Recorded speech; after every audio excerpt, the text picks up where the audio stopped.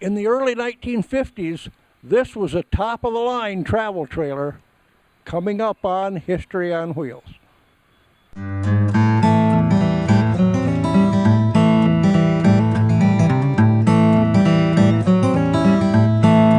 Hey, welcome to History on Wheels. I'm Dave Dufour at RVNN TV, and with me, as always, on History on Wheels is Al Hesselbart, the historian here at the RVMH Hall of Fame Museum in Elkhart, Indiana. What are we looking at here, Al? This is another vintage trailer in the museum's collection. Yeah, this is kind of a special unit. This is an early 1950s, higher line, more deluxe travel trailer.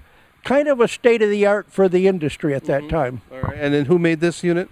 This was made by the Yellowstone Trailer Company, a local Elkhart manufacturer. Right, and the Yellowstone made trailers from what, somewhere in the 40s until early 90s? Immediately after World War II, starting in about 1946 and slowly building to the late 40s and through the 50s.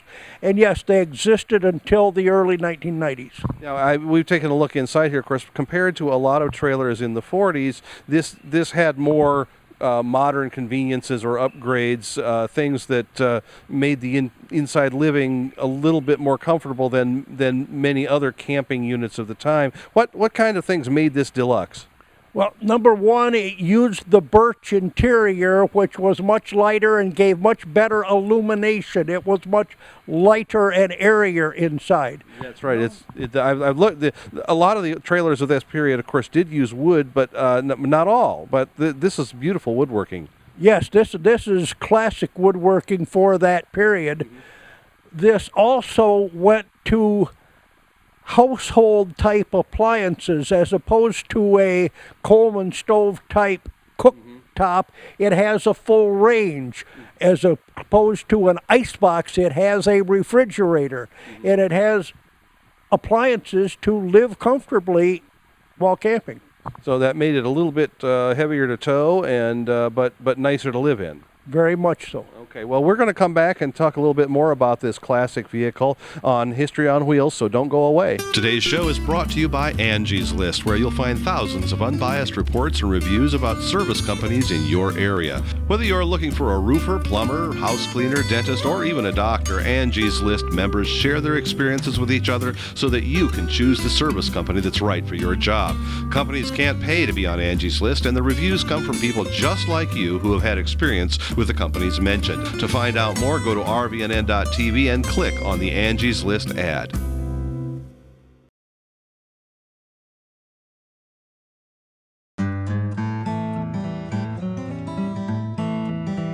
Hey, we're back on History on Wheels. I'm here with Al Hesselbart, the historian at the RVMH Hall of Fame, and we're looking at a 1954 Yellowstone travel trailer. And what's interesting about this, how did this come into the collection?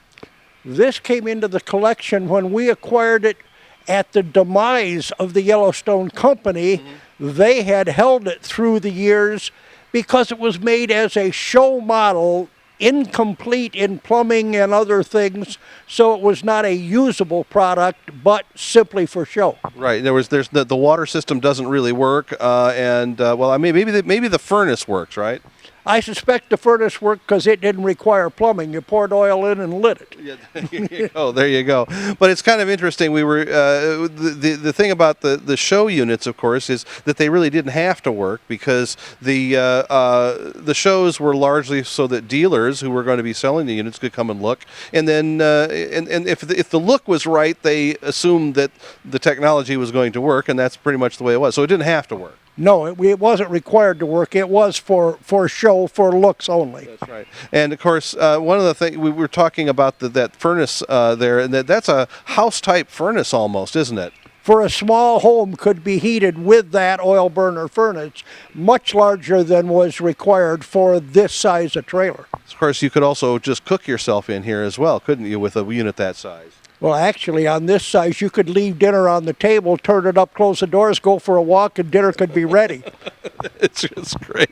Yeah, so it was a little bit of overkill, but I mean, before we get too judgmental about that, you have to remember that they were making use of the technology that was out there. There were not the kinds of RV heaters and furnaces that we have today, were there? No, there weren't, and there other appliances likewise.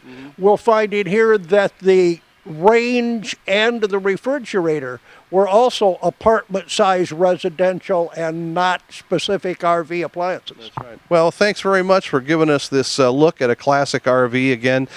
This is a Yellowstone, 1954 Yellowstone. What, 18-footer was it? 18 foot in length. So that made it a little bit bigger than most as well, didn't it? Most of the units of that day were 13 and 15 foot. So this was a large and deluxe trailer. That's great. Okay, well, thanks for showing it to us, Al.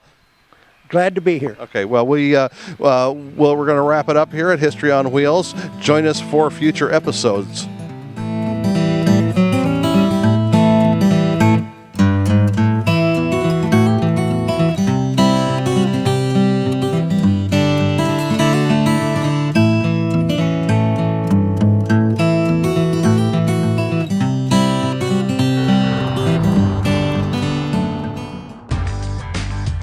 For more TV like this from the world of RVs, head to RVNN.TV.